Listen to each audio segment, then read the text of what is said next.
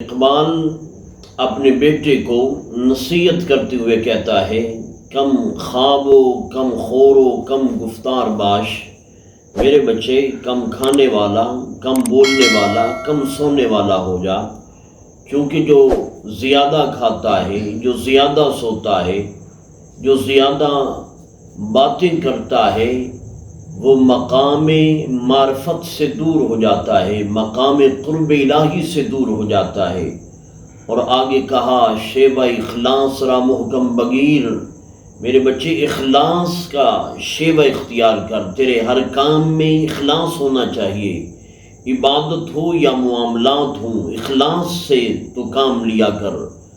آگے کہا، پاک شو از خوف سلطان و امیر، میرے بچے بڑوں کا خوف اپنے دل سے نکال دے، تو کلمہ حق کہے، اگرچہ سامنے زمانے کا سب سے بڑا شہنشاہ ہی کیوں نہ ہو، تیری زبان سے کلمہ حق ادا ہونا چاہیے۔ آگے کہا، صدق مکان لکل حلال اسرار دین، میرے بچے حلال کھانا اور سچ بولنا یہ دین کے رازوں میں سے ایک راز ہے۔ اور آگے اقبال کہتا ہے، سر دین از اسرار برگو یمت، داستان مظفر برگو یمت، کہا کہ میں حلال کھانے کی ایک داستان تمہیں سناتا ہوں۔ ایک بادشاہ تھا جس کا نام مظفر تھا، پیش او وصف چو فرزندہ عزیز، اس بادشاہ کے گھوڑا تھا جو اسے اپنی سگی اولاد سے بڑھ کر عزیز اور پیارا تھا۔ منچے وصف آن خیر الجیاد، منچے گویم وصف آن خیر الجیاد، میں اس گھوڑے کے میرے بچے تمہیں کیا وصف بتاؤں کہ یہ گھوڑا کیسے تھا، اس کی کیا عمدگی تھی۔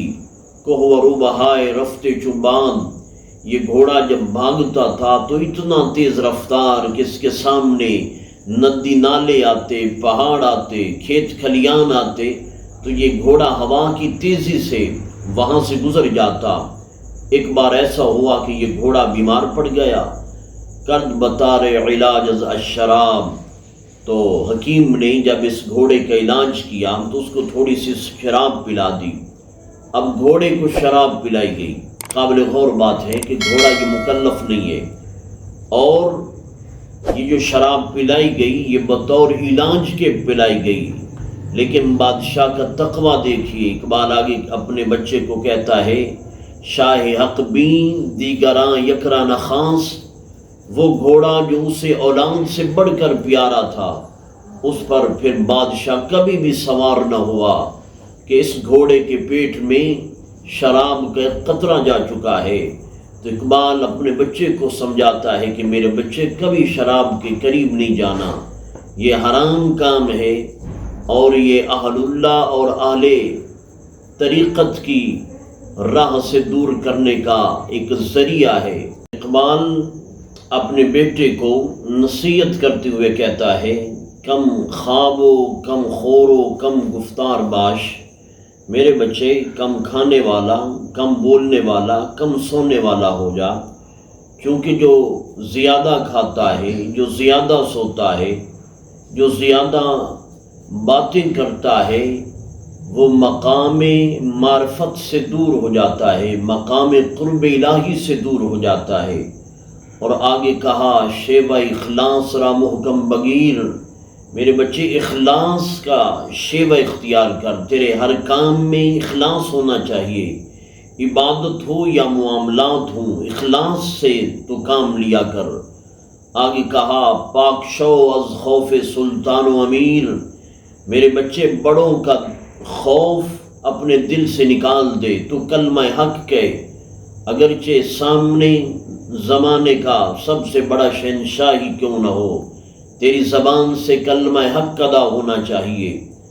آگے کہا، صدق مکان لکل حلال اسرار دین، میرے بچے حلال کھانا اور سچ بولنا یہ دین کے رازوں میں سے ایک راز ہے۔ اور آگے اقبال کہتا ہے، سر دین از اسرار برگو یمت، داستان مظفر برگو یمت، کہا کہ میں حلال کھانے کی ایک داستان تمہیں سناتا ہوں۔ ایک بادشاہ تھا جس کا نام مظفر تھا، پیش او وصف جو فرزندہ عزیز۔